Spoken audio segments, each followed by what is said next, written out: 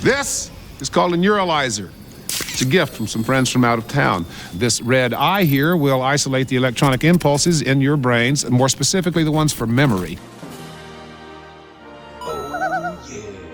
Well, resuming debate, the member for Barrie South Innisfil.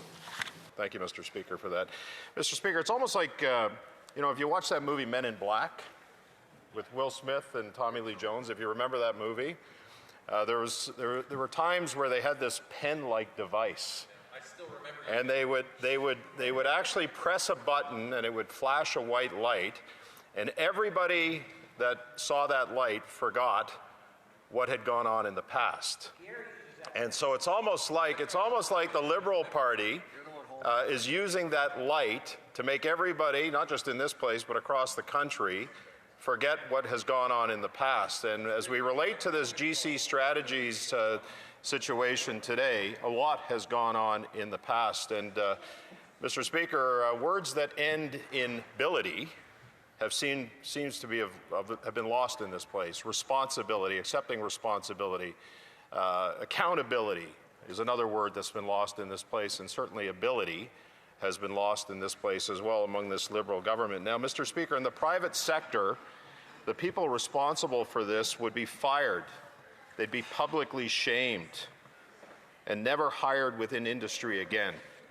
That's how egregious this GC Strategies situation has become. And again, Mr. Speaker, the Liberals have avoided all accountability, all responsibility for actions by labeling themselves as a new government, when in reality, not only are the ministers responsible for this failure still around, but many of them have been promoted, Mr. Speaker, promoted into different positions. And I remember during the campaign, I would go around talking to people, and they would say, we talk about the Liberals in the history of the last 10 years, and I would say to them, just because, you put wax on a new car, it's still a 10-year-old car, and that's where this Liberal government was. It still has dents, it still has engine problems, it's got lots of problems.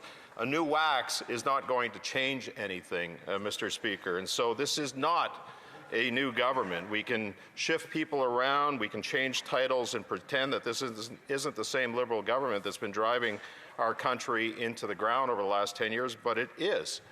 And this would not be tolerated in the private sector. So why are we tolerating it in this place?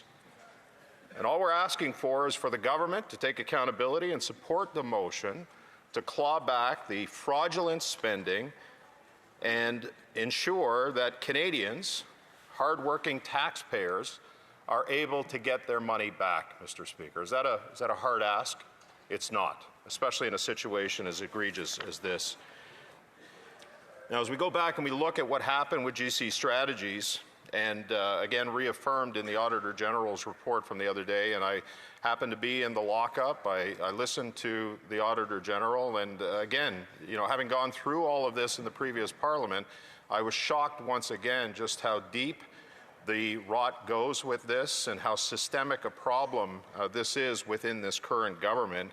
And there's no signs that it's going to change. 82% of the contracts that received one valid bid that this government failed. There was one that they failed to verify that the fees were paid did not exceed the market rates. This deliberately allowed room for the government to overpay for contracts and waste taxpayer dollars. The government chose not to verify whether they were overpaying 82% of the time. They were overpaying on these contracts, and yet they still awarded GC Strategies $92.7 million in contracts with $64.5 million being paid out, and yet there's nothing to show for it, nothing to show for the corruption or the fraud that occurred. And this project was supposed to cost only $80,000, and yet it ballooned to $64.5 million, 80,000% over budget. Even the Auditor General says she doesn't know what the true cost would be because she can't have access to certain record keeping, etc. And so, this is also not considering the cost, as we know, to investigate, spend time, have taxpayer dollars investigated, and uncover the depth of this scam instead of working to improve this country.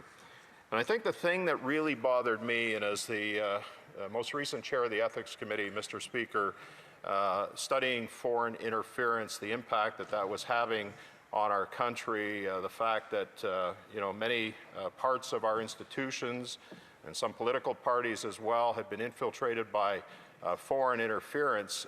The security lapses that occurred were probably the thing that, there were a lot of things that disturbed me, but one of the things that really disturbed me throughout this whole saga. And a sample of the contracts that were showed, and this was reaffirmed again the other day by the Auditor General, showed that 33 out of the 35 contracts required security clearance, with 50% of those contracts not able to show that all contract resources, including the subcontractors, had the appropriate security clearance prior to collecting the award. Obviously, we've heard about the implications of foreign interference, the fact that there are regimes that are trying to, and successfully, I would argue, infiltrating our institutions, our parliament, other areas.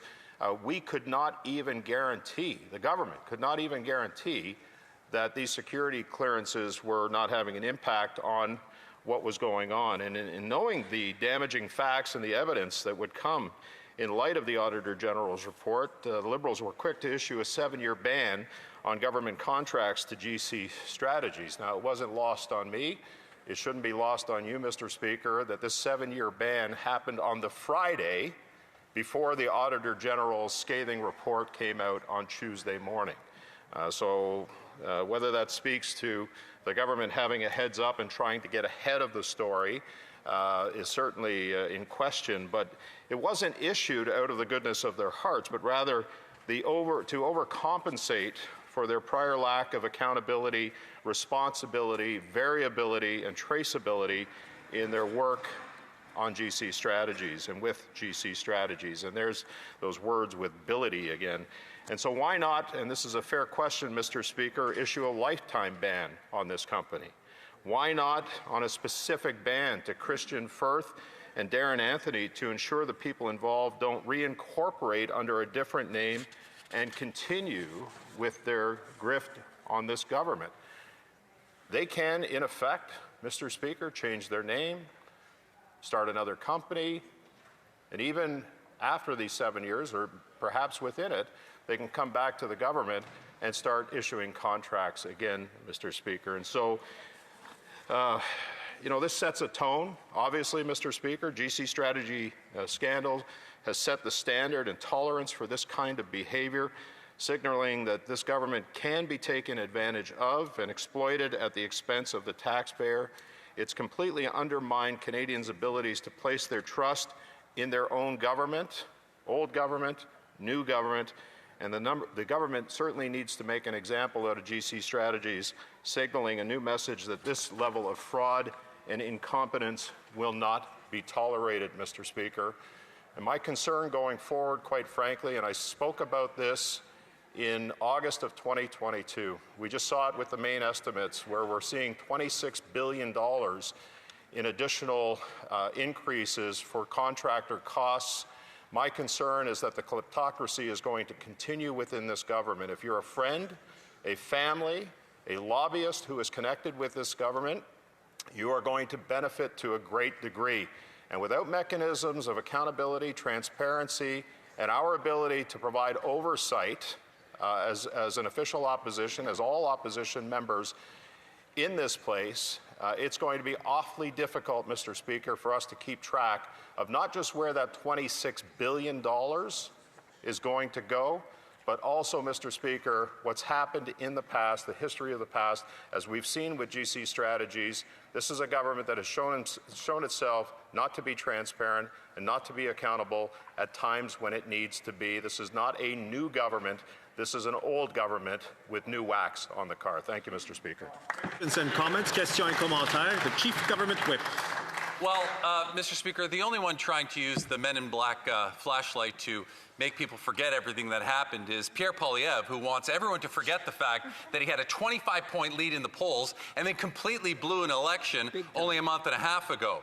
You know, you would think that this member, and Conservatives generally speaking, would have a new approach when they come into this House. But when I see this member get up and speak, he's just using the exact same material that he was using a year ago and 2 years ago and 3 years ago that ultimately led to him sitting almost in the exact same seat that he left here in back in December. So my question for the member is, would he not think that perhaps now is a time to reset the strategy on the Conservative benches, a strategy that might be more productive in terms of how they conduct themselves in the House?